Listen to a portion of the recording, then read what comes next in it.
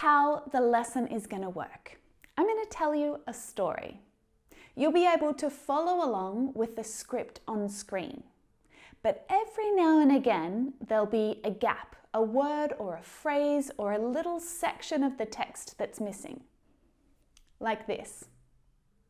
You'll need to use your listening skills to fill in that gap. The test is broken down into 5 sections, one for each level, from beginner to intermediate to advanced. Of course, it's going to become harder as we progress through the lesson, okay? I'll start testing you on individual words, but then later you'll have to fill in chunks of language. I'll start using more phrasal verbs, modal verbs, contractions, some idioms. Now, to make this work, you need to make sure your subtitles are off, okay? No cheating. And at the end of each section, you'll have a chance to check your answers. So make sure you keep track of how many of those answers you get right, okay? Oh, and one more thing. I've designed this test to test your ability to understand natural spoken English. So just do the whole thing in one go. No replays, no going back to check or to try again. Just see how you go through the whole lesson. So are you ready to test your listening skills? It's 2 o'clock.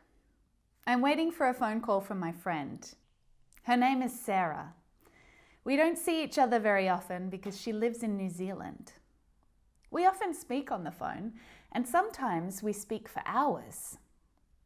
I met Sarah on a hot summer day in Sydney. I wanted to buy an ice cream, and she worked at the ice cream shop. Okay, let's check your answers so far.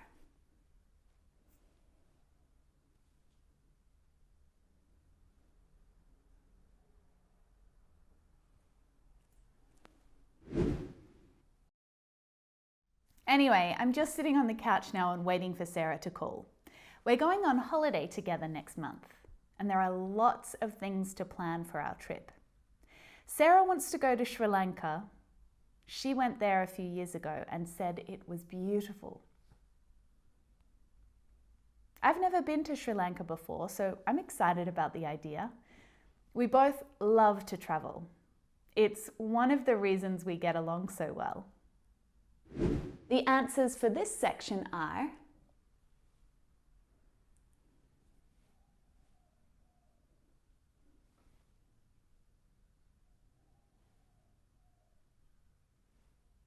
make sure you write down the ones you got right. While I wait for the phone to ring, I'm making a list of all things we need to discuss. We have to book flights. I could fly from Perth and she could fly from Wellington. That way we could meet directly in Colombo. Or we could each fly to Singapore and travel together from there. If we meet in Singapore, we'll have more time to spend with each other. And then there's the accommodation. Sarah wants to stay in a beach resort. It's more expensive, but they will organise transfers from the airport and all meals are included. Basically, we wouldn't have to do anything. It would be very relaxing. But I'd like to stay in a guest house. Guest houses are often in the centre of town, whereas resorts tend to be a little bit more isolated. If we stayed in a guest house, we could explore the town easily, visit markets and shops, and find more restaurants and things to eat. Here are all the answers.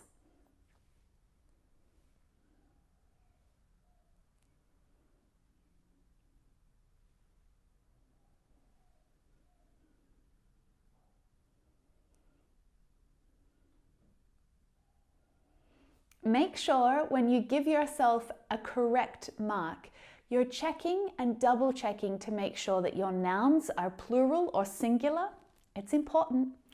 And also, if your verbs are in the past tense or in a different tense, make sure that they are perfectly accurate. Remember, this is a test. Just think. This time next month, we'll be sitting on a beach in Sri Lanka sipping cocktails.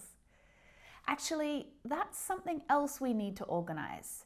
How we're actually going to spend our time.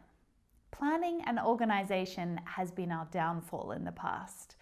A few years ago, we went to Vietnam together and things didn't exactly go to plan. The day started out like any other. We got dressed, had breakfast at the hotel buffet, and then sat down to decide how to spend the rest of the day.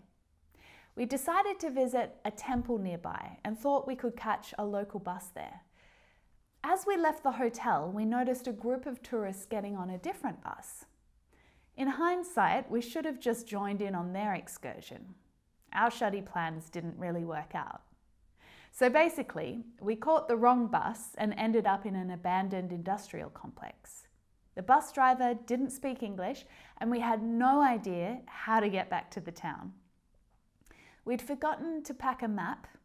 We hadn't packed any food or water because there was supposed to be a restaurant next to the temple.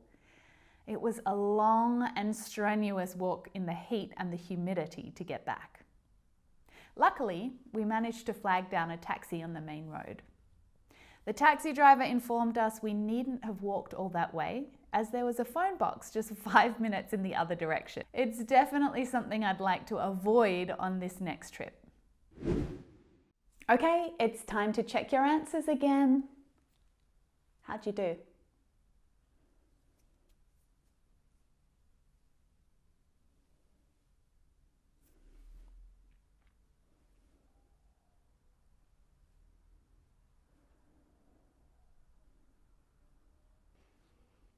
I'm ecstatic about seeing my bestie and spending some quality time together.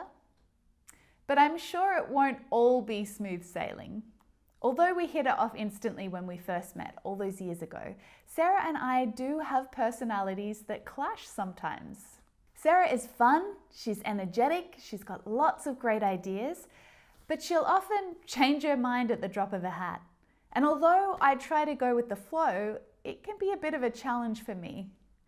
I'm not a control freak, but I do like a little structure in my day. Hence the list I've been making and the planning I've been doing. I think that a well-devised itinerary is imperative to a successful trip, but I'm not certain that Sarah feels the same way. I like to get things done in the most efficient way possible, and I get so frustrated when we're wasting time or opportunities to get out there. Not wanting to waste time while I sit here and wait for Sarah's call, I've actually already planned most of our holiday. I've put in loads of different options for Sarah to choose from. I'm trying out this tactic. If I can plant the seed in her mind, then her spontaneous plans aren't so spontaneous after all. It's the best of both worlds. I know what to expect, and she feels like she's being her best, free-spirited, spontaneous self. I only wish I'd come up with a plan like this for our last trip. Things might have gone a little more smoothly. And the answers are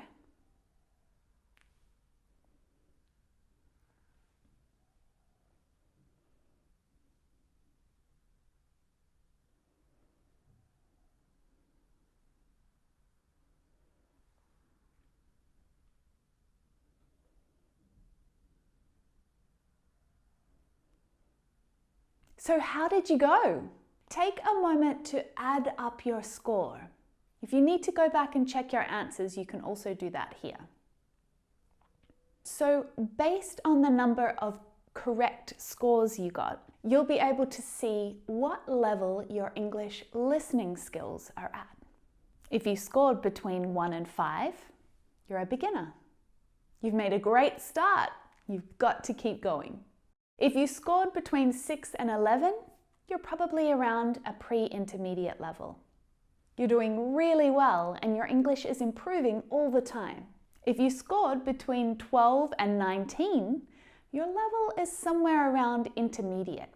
And this is a great place to be. You understand most things, but not quite everything. If you scored between 20 and 28, your level is upper intermediate. I think you should check out this lesson to up your listening game.